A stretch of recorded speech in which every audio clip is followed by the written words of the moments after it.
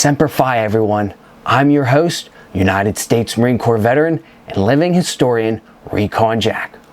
On today's follow-up episode, I'll perhaps speak a little bit quieter because with having passed the Marine Corps birthday as well as Veterans Day, I have a feeling that many of my brother and sister devil dogs out there may be recovering from a bit of fun. Oh well, back to normal. Suck it up. Here's your straw. On today's episode, I'll continue to discuss the 4th Commandant of the Marine Corps, Lieutenant Colonel Anthony Gale. He's the original Gangster Lance Commandant, and there needs to be a club in Jacksonville, North Carolina, outside the main gates of Camp Lejeune, named Gale's Gals in his honor. Brevet Major Archibald Henderson, known by many Marines today as a Grand Old Man of the Marine Corps, having served more than 52 years with over 38 years as a Commandant, asserted that as the senior line officer present, he should be acting Commandant. Henderson was also characteristically blunt in giving his assessment of Gale's qualifications to the new Secretary of the Navy, Smith Thompson.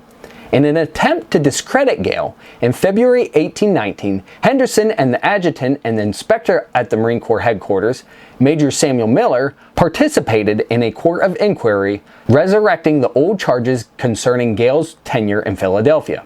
However, during his testimony, Henderson was forced to admit that his knowledge of Gale's misconduct was based on hearsay. Miller could also not provide first-hand evidence of wrongdoing by Gale. Clearly, we're dealing with two jealous Marine officers who are quarreling over a position in which they were not completely qualified to hold. Therefore, they made an attempt to discredit Gale, even though he was the senior-most Marine officer at this time.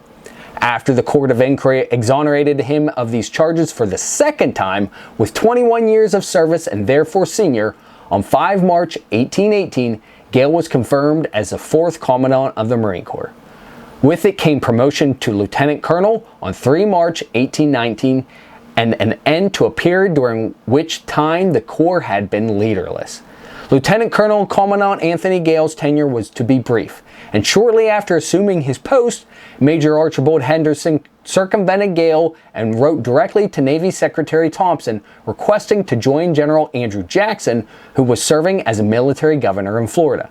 The issue with this action by Henderson is that even the lowest of boot Marines knows to follow the order of the chain of command when making such a request. Interestingly enough, Gale was one of the few Marines to ever call the Grand Old Man of the Marine Corps a boot. Soon came more direct troubles with Thompson, who frequently countermanded Gale's orders. Finally, on 8 August 1820, Gale courageously submitted a letter analyzing the proper division of function between himself and the Secretary, pointing out the impossibility of his position. Allegedly, he began to drink heavily at this time. Again, in the eyes of many Marines, drinking heavily is nothing unusual or unacceptable. Gale seems to be the type of commandant that many enlisted Marines might actually want to fall under his command. However, depending on the extent of his drinking, Gale's conduct might be seen as unbecoming an officer and a gentleman. 8 days after his letter, Gale was notified that the Secretary had unilaterally granted a 4-week leave to one Marine captain and had suspended Gale's order sending another captain to the Mediterranean. 2 weeks after that, on 29 August, Gale was arrested and ordered to face court-martial. The charges against Gale were dated 11 September 1820, and on 18 September, he was arrested and charged with offenses of alcoholic and related nature.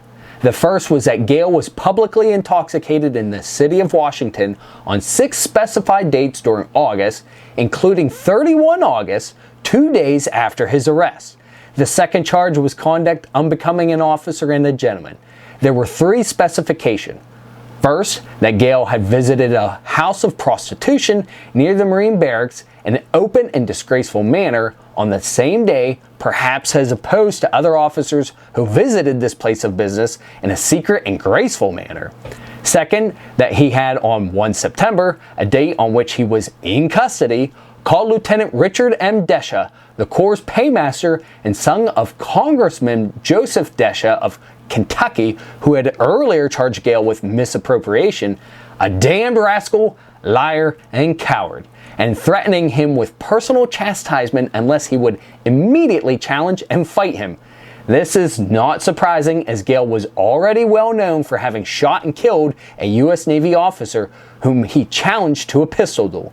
And finally, that he had declared in front of the Marine barracks that he did not care a damn for the President, Jesus Christ, or God Almighty. This charge is one that most gains my interest because I can only speculate what statement or action would warrant Gale to openly proclaim a distaste to U.S. President James Monroe. The third charge was that Gale had signed a false certificate that said he had not used a Marine for personal services when in fact he had a man assigned as waiter and coachman from 17 October 1819 until 3 June 1820. The fourth and final charge was that Gale had broken arrest at sundry times between 1 and 8 September while he was confined to his quarters. Gale's court-martial was marked by further irregularities. Major Miller, one of Gale's rivals for the post of Commandant, despite having written the charges against Gale, was nonetheless appointed the prosecutor. Furthermore, Lieutenant Desha, a witness against Gale on the second charge, was appointed an extra member of the court, and he was called to sit on the court in judgment of Gale when regular court members failed to appear. Desha objected to serving on the court under the circumstances, possibly because Gale had already challenged him to a duel, but the court overruled his objection on the grounds that Desha, not Gale, had objected. Gale's unsuccessful defense was temporary insanity. The court found Gale guilty, and President Monroe approved the verdict, understandably so, as Gale was publicly not a fan of the president. Gale was removed from office and dismissed from the Marine Corps on 18 October 1820, leaving 46 other officers on active duty in the Corps, with Archibald Henderson succeeding him as Commandant, with the next 38 years to possibly ensure that Gale's memory and legacy is anything but tainted in the eyes of the Marine Corps. From Washington, Gale went first to Philadelphia, where he spent several months in a hospital, then took up residence in Stamford, Kentucky. Armed with proof that he had been under the strain of temporary mental derangement while Commandant, Gale spent 15 years attempting to have his court-martial decision reversed. Eventually, in 1835, the government partially cleared him and awarded him a stipend of $15 a month, roughly $505 in 2020, which was later increased to $25, roughly $841 in 2022, and continued until his death. Although some sources identify he died on 12 December 1842, most sources, including the 1844 pension petition filed by his widow, report his death to be on 12 December 1843. Over the years, several efforts have been undertaken by the Marine Corps in an attempt to locate Gale's final resting place, but all have proven unsuccessful. The 23rd Commandant of the Marine Corps, General Wallace M. Greene, Jr., hoped to change that. In 1966, he appointed a pair of Marines to conduct an investigation into what happened to Gale after the Corps dismissed him in 1820. He suspected that the small hills of south-central Kentucky where Gale lived out his final years might have answers. Greene hoped that the team might locate Gale's burial site and a male descendant whose likeness might provide an artist an idea of how Gale might have looked. Marine Corps photographer Gunnery Sergeant Bob Mosier teamed with curator Richard Long from the Marine Corps Museum to locate Gale's final resting place, but without success. In lieu of a monument at his gravesite, on 6 March 2010, various detachments of the Marine Corps League of Kentucky dedicated a monument to Commandant Anthony Gale at the Lincoln County Courthouse in Stamford, Kentucky, near where he died and is likely buried. As an annual project, the Marine Corps League Department of Kentucky has taken the traditional laying of the Commandant's wreath at this memorial on each 10 November, the birthday of the Marine Corps. Unfortunately, more than 200 years has passed, and the career of Lieutenant Colonel Gale is remembered more for the politically driven court-martial that was perhaps only conducted as a means to secure another officer's place as Commandant of the Marine Corps, instead of for Gale's brave and heroic actions in battle during the Quasi-War with France, against the Barbary pirates during the First Barbary War, and whilst fighting the British for the second major time to ensure our legitimacy as a nation during the War of 1812.